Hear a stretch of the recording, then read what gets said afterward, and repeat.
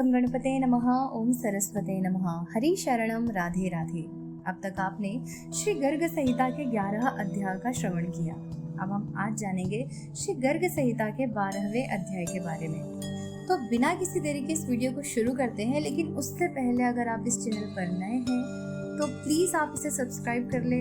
Video पसंद आ रहा है तो इसे लाइक और शेयर करना ना भूलें। श्री गर्ग संहिता 12वां अध्याय। श्री कृष्ण जन्मोत्सव की धूम, गोप गोपियों का उपायन लेकर आना, नंद और यशोदा रोहिणी द्वारा सबका यथावत सत्कार, ब्रह्मादि देवताओं का भी श्री कृष्ण दर्शन के लिए आगमन। श्री नारद जी कहते हैं, राजन, तदंतर गोष्ठ में विद्वान नंद जी ने अपने घर में पुत्रोत्सव होने का समाचार सुनकर प्रातः काल ब्राह्मणों को बुलवाया और स्वस्ति वाचन पूर्वक मंगल कार्य कराया। विधि पूर्वक जात कर्म संस्कार संपन्न करके महामनस्वी नंदराज ने ब्राह्मणों को आनंद पूर्वक दक्षिणा देने के साथ ही 1,00,000 गौएं दान की। 1 कोस लंबी भूमि से सप्त धान्यों के पर्वत खड़े किए गए। उनके शिखर रत्नों और सुवर्णों से सज्जित किए गए। उनके साथ सरस एवं स्त्रिग्ध पदार्थ भी थे। वे सब पर्वत नंद जी ने विनीत भाव से ब्राह्मणों को दिए। मृदंग, वीणा, शंख और दुंदुभी आदि बाजे बारंबार बजाए जाने लगे। नंद द्वार पर गायक मंगल गीत गाने लगे। वारांगनाएं नृत्य करने लगी। पताकाएं सोने के कलशों, चंदोवों, सुंदर बंधनवारों तथा अनेक रंग के चित्रों से नंद मंदिर उद्भासित होने लगा। सड़कें, गलियां, द्वार, देहलियां, दीवारें, आंगन और वेदियां, चबूतरे, इन पर सुगंधित जल का छिड़काव करके सब ओर से वस्त्रों और झंडियों द्वारा सजावट कर दी गई थी, जिससे ये सब चित्र मंडप या चित्रशाला के समान शोभा पा रहे थे। गौ के सींगों में सोना मढ़ दिया गया था। उनके गले में सुवर्ण की माला पहना दी गई थी। उनके गले में घंटी और पैरों में मंजीरों की झनकार होती थी। उनकी पीठ पर कुछ लाल रंग की झूले ओढ़ाई गई थी। इस प्रकार समस्त गौ का श्रृंगार किया गया था। उनकी पूंछें पीले रंग में रंग दी गई थी। उनके साथ बछड़े भी थे। उनके अंगों पर तरुणी स्त्रियों के हाथों की छाप लगी थी। हल्दी, कुमकुम तथा विचित्र धातुओं से वे चित्रित की गई थी। मोरपंख और पुष्पों से अलंकृत तथा सुगंधित जल से अभिषिक्त धर्म धुरंधर मनोहर वृषभ श्री नंद राय जी के द्वार पर इधर उधर सुशोभित थे। गौ के सफेद बछड़े सोने के मालाओं और मोतियों के हारों से विभूषित हो इधर उधर उछलते कूदते फिरते रहते थे। उनके पैरों में भी मंजीरे बांध दिए गए थे। नंद राय जी के यहाँ पुत्रोत्सव का समाचार सुनकर वृषभानु व रानी कलावती कीर्तिदा के साथ हाथी पर चढ़कर नंद मंदिर में आए। व्रज में जो 9 नंद, 9 उपनंद तथा 6 वृषभानु थे, वे सब भी नाना प्रकार की भेंट सामग्री के साथ वहां आए। वे सिर पर पगड़ी तथा उसके ऊपर माला धारण किए हुए थे। पीले रंग के जामे पहने, केशों में मोरपंख और गूंजा बांधे तथा वनमाला से विभूषित थे। हाथों में वृंशी और बेत की छड़ी लिए, सुंदर पत्र रचना के साथ तिलक लगाए, कमर में मोर पंख बांधे गोपालगढ़ भी वहां आ गए। वे नाचते गाते और वस्त्र हिलाते थे। मूछ वाले तरुण और बिना मूछ के बालक भी भांति भांति की भेंट लेकर वहां पर आए। बूढ़े लोग हाथ में डंडा लिए अपने साथ माखन, दूध, दही और घी की भेंट लेकर नंद भवन में उपस्थित हुए। वे आपस में ब्रजराज के यहाँ पुत्रोत्सव का संवाद सुनाते हुए प्रेम से विहल हो नेत्रों से आनंद के आंसू बहाते थे। पुत्रोत्सव होने पर श्री नंद राय जी का आनंद चरम सीमा को पहुंच गया था। उनके नेत्र हर्ष के आंसुओं से भरे हुए थे। उन्होंने अपने द्वार पर आए हुए समस्त गोपों का तिलक आदि के द्वारा विधिवत सत्कार किया। गोप बोले, हे ब्रजेश्वर, हे नंदराज, आपके यहाँ जो पुत्रोत्सव हुआ है, यह संतानहीनता के कलंक को मिटाने वाला है। इससे बढ़कर परम मंगल की बात और क्या हो सकती है। देव ने बहुत दिनों के बाद आज आपको यह दिन दिखाया है। हम लोग श्री नंद नंदन का दर्शन करके आज कृतार्थ हो जाएंगे। जब आप दूर से आकर पुत्र को गोद में लेकर मोद पूर्वक लाड़ लड़ाते हुए हे मोहन कहकर पुकारेंगे, उस समय हमें बड़ा सुख मिलेगा। श्री नंद ने कहा, बंधुओं, आप लोगों के आशीर्वाद और पुण्य से आज यह आनंददायक शुभ दिवस प्राप्त हुआ है। मैं तो ब्रजवासी गोप गोपियों का आज्ञा पालक सेवक हूँ। श्री नारद जी कहते हैं, राजन, श्री नंद राय जी के यहाँ पुत्र होने का अद्भुत समाचार सुनकर गोपियों के हर्ष की सीमा न रही। उनके हृदय, उनके तन मन परमानंद से परिपूर्ण हो गए।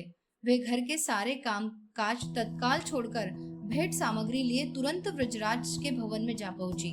नरेंद्र अपने घर से नंद मंदिर तक इधर उधर बड़ी उतावली के साथ आती जाती सब गोपियां रास्ते की भूमि पर मोती लुटाती चलती थी। शीघ्रता पूर्वक आने जाने से उनके वस्त्र आभूषण तथा केशों के बंधन भी ढीले पड़ गए थे। उस दशा में उनकी बड़ी शोभा हो रही थी। झनकारते हुए नुपुर, नए बाजूबंद, सुनहरे लहंगे, मंजीर, हार, मणिमय कुंडल, करधनी, कंठसूत्र, हाथों के कंगन तथा भाल देश में लगी हुई बिंदियों की नई नई छटाओं से उनकी छवि देखते ही बनती थी। नरेश्वर वे सब की सब राई, नोन, हल्दी के विशेष चूर्ण, गेहूं के आटे, पीली सरसों तथा जौ आदि हाथों में लेकर बड़े लाड़ से लाला के मुख पर उतारती हुई उसे आशीर्वाद देती थी। यह सब करके उन्होंने यशोदा जी से कहा। गोपियां बोली, यशोदा जी बहुत उत्तम, बहुत अच्छा हुआ। अहो भाग्य, आज परम सौभाग्य का दिन है। आप धन्य हैं और आपकी कोख भी धन्य है जिसने ऐसे बालक को जन्म दिया। दीर्घ काल के बाद देव ने आज आपकी इच्छा पूरी की है। कैसे कमल जैसे नेत्र है इस श्याम सुंदर बालक के, कितनी मनोहर मुस्कान है इसके होठों पर। बड़ी संभाल के इसके साथ इसका लालन पालन कीजिएगा। यशोदा जी ने कहा, बहन आप सबकी दया और आशीर्वाद से ही मेरे घर में यहाँ सुख आया है। सदा ही बड़ी दया रहती है आप लोगों की। इसके बाद आप सबको भी देव कृपा से ऐसा ही परम सुख प्राप्त हो, यह मेरी मंगल कामना है। बहन रोहिणी, तुम बड़ी बुद्धिमती हो, सब कार्य बड़े अच्छे ढंग से करती हो। अपने घर आई हुई ये व्रजवासिनी गोपियां बड़े उत्तम कुल की है। तुम इनका पूजन स्वागत सत्कार करो, अपनी इच्छा के अनुसार इन सबकी मनोवांछा पूर्ण करो। श्री नारद जी कहते हैं, राजन, रोहिणी जी भी राजा की बेटी थी। उनके हाथ तो स्वभाव से ही दानशील थे। उस पर भी यशोदा जी ने दान करने की प्रेरणा दे दी। फिर क्या ही कहना था। उन्होंने अत्यंत उदारचित होकर दान देना आरंभ किया। उनकी अंग कांति गौर वर्ण की थी, शरीर पर दिव्य वस्त्र शोभा पाते थे और वे रत्नमय आभूषणों से विभूषित थी। रोहिणी जी साक्षात लक्ष्मी जी की भांति ब्रजांगनाओं का सत्कार करती हुई सब ओर विचरने लगी। साक्षात परिपूर्णतम भगवान श्री कृष्ण के व्रज में पधारने पर सब ओर मानव वाद बजने लगे। बड़े जोर जोर से जय जयकार की ध्वनि होने लगी। उस समय गोप दही और दूध और घी से गोपांगनाएं ताजे माखन के लोंदों से एक दूसरे को हर्षोल्लास से भिगोने और उच्च स्वर से गीत गाने लगी। नंद भवन के बाहर और भीतर सब ओर दही की कीच मच गई। उसमें बूढ़े और मोटे शरीर वाले लोग फिसल फिसल कर गिर पड़ते थे और दूसरे लोग खूब ताली पीट पीट कर हंसते थे। महाराज, वहाँ जो पौराणिक सूत वंशों के प्रशंसक मागध और निर्मल बुद्धि वाले तथा अवसर के अनुरूप बातें कहने वाले बंदीजन पधारे थे, उन सबको नंद राय जी ने प्रत्येक के लिए अलग अलग 1000 गौएं प्रदान की। वस्त्र, आभूषण, रत्न, घोड़े और हाथी आदि सब कुछ दिए। समस्त बंदियों तथा मागध जनों को धनी गोप ब्रजेश्वर नंद राय ने बहुत धन दिया। धनराशि की वर्षा कर दी गई। ब्रज की गली और गली में घर घर में निधि, सिद्धि, वृद्धि, भुक्ति और मुक्ति ये लौटती सी दिखाई देती थी। इन्हें पाने की इच्छा वहाँ किसी के मन में भी नहीं होती थी।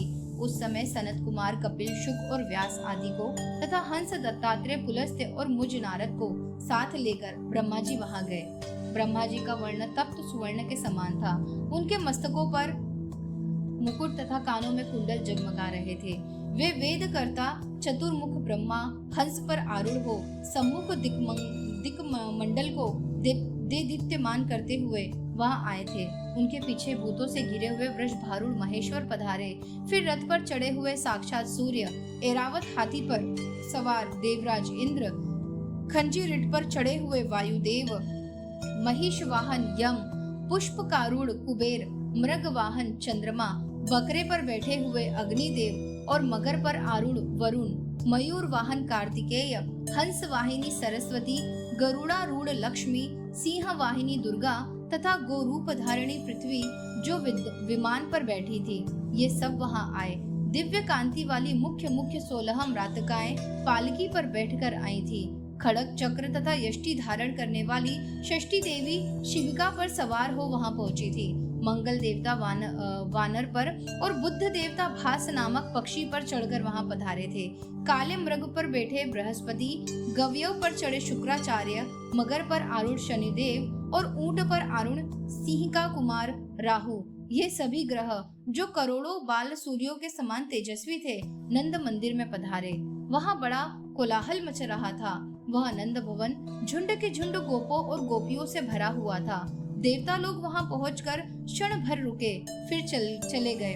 बाल रूपधारी परिपूर्णतम परमात्मा साक्षात भगवान श्री कृष्ण को देखकर उन्हें मस्तक नवाकर देवताओं ने उस समय उनका उत्तम स्तवन किया।